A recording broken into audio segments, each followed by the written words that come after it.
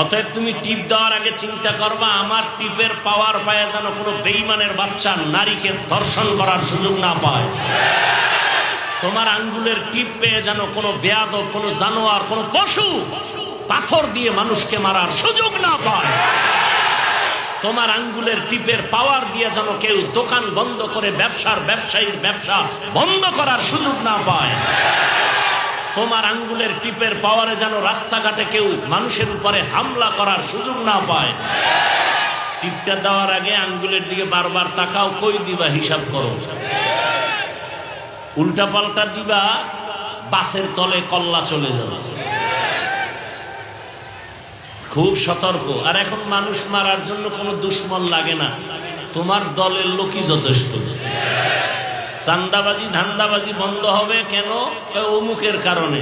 সাহেব কয় ওকে মাইনাস কর। কি কর? মাইনাস কর। আল্লাহ বুঝার তৌফিক দান করেন।